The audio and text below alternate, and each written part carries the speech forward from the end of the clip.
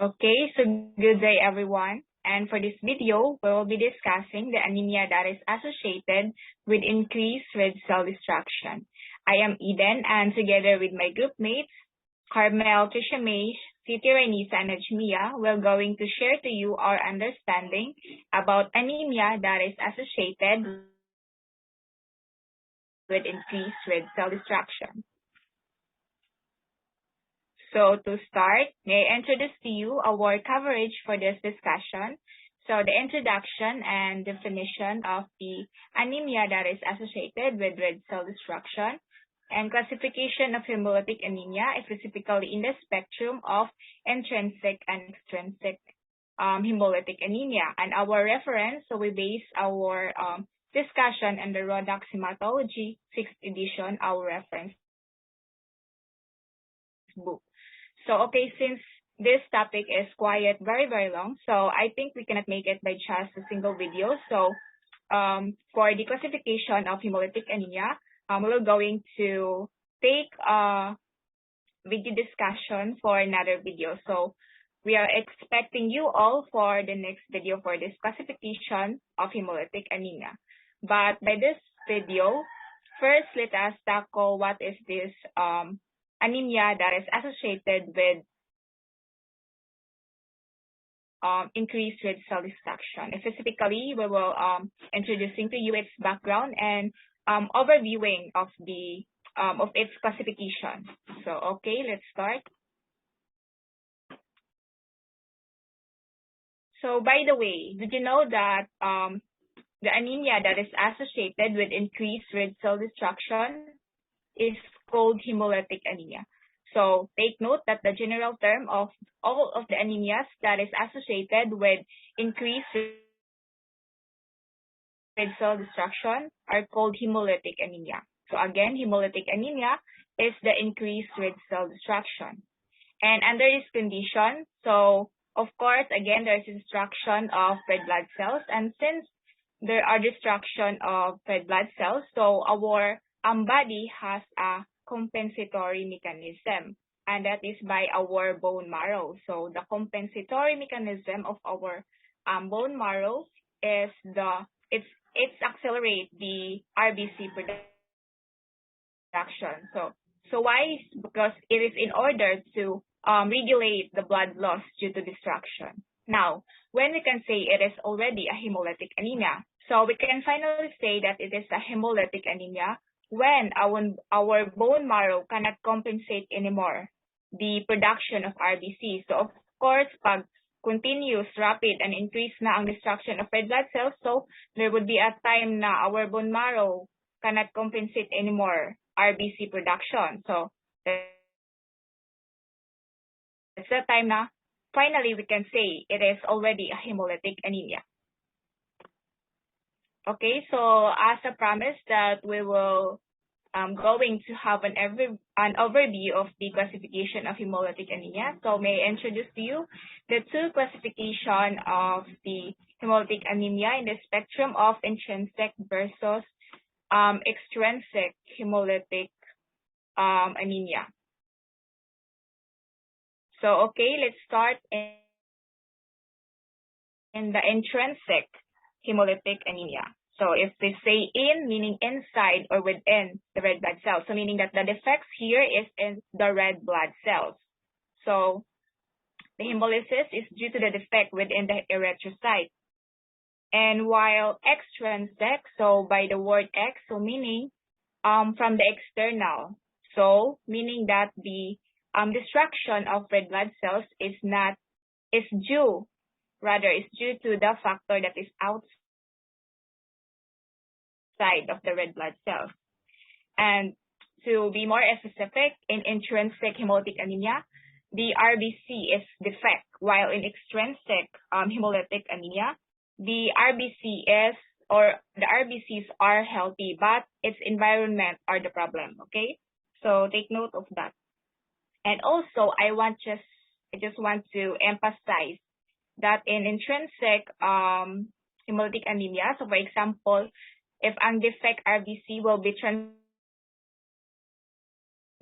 to the normal patient, so what would be the result? So of course, the result will still, the RBC have a shortened lifespan. Bakit? Kasi ang RBC, ang defect. So kahit pa i-transfuse mo sa normal patient, ang defect RBC, so ang result pa rin is shortened lifespan. Okay, again, ang defect is in the RBC, but when the normal RBC will be transfused to intrinsic hemolytic anemia patient, so of course the normal RBC would have also a normal lifespan, because the problem is not in the RBC, it's not within the RBC. So meaning, again, in the intrinsic, ang problem kasi is ang red blood cells. So if ang normal RBC will be transfused to the intrinsic, so meaning normal din ang kanyang environment. So normal ang environment and normal ang RBC. So of course, normal pa rin ang lifespan ng RBC. So yan differences between the intrinsic versus extrinsic. So remember, in from the inside and X from the external factor. So also, as an overview for this classification of hemolytic anemia, so may I introduce to you Ms. Carmel for the overview of this classification. So good day, everyone. So I'm gonna give you just a brief overview of the classification of the hemolytic anemia. So first, let's have intrinsic hemolytic anemia. So when we say intrinsic, it is hereditary. So it is in the blood. It can be inherited from generation to generation. So first, we have here the hereditary. Now it is composed of the membrane disorders. We have enzyme disorders and hemoglobin disorders. So I won't be digging deeper on this topic because later on we will be discussing more about it. So in membrane disorders, we have hereditary spherocytosis, hereditary elliptocytosis, hereditary pyrrhopoikilocytosis, we have hereditary stomatocytosis. So next, let's have the enzyme disorders. Nabilong dira ang G6PD or the glucose 6-phosphate dehydrogenase deficiency. We have the pyruvate kinase deficiency, then other glycolytic enzyme deficiency, and we have the pyrimidine 5' nucleotidase deficiency. And also, we have here the hemoglobin disorders. We have the qualitative defects, the quantitative defects, qualitative and quantitative na mga defects. So later on, we will be discussing more about these specific na mga defects or diseases. And also, we have the acquired, which is nadara ang membrane defect. We have the paroxysmal nocturnal hemoglobinuria. Now, let's go on to the extrinsic hemolytic anemia. So when we say extrinsic, it is acquired. So kanang bata pa lang mo, wala pa ni siya, no? Wala pa ni hemolytic anemia, but through the mga triggers sa environment, that is the factor that is outside the red cell, no, you can acquire extrinsic hemolytic anemia. So here naadari ang immune-mediated, and we also have non-immune-mediated hemolytic anemia. So sa immune-mediated hemolytic anemia, we have here the isoimmune hemolytic anemia. So naadari ang hemolytic disease of the newborn and hemolytic transfusion reaction. We also have here the autoimmune hemolytic anemia, which is warm antibodies and cold antibodies, and the drug-induced hemolytic anemia. Then for the non-immune-mediated hemolytic anemia, we have here the microangiopathic hemolytic anemia, naadara ang DIC, the thrombotic thrombocytopenic purpura, hemolytic uremic syndrome, or the HUS. We also have here the hemolytic anemia associated with infections, toxic agents, and the last one is the hyperstenism. So we just have to remember that when we say intrinsic, it is hereditary, whereas extrinsic, it can be acquired. So, thank you.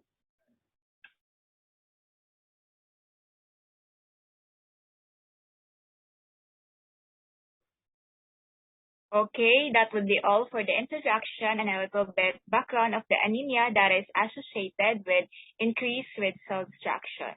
So I hope that you learned something, and see you in another video. physically with the classification of hemolytic anemia.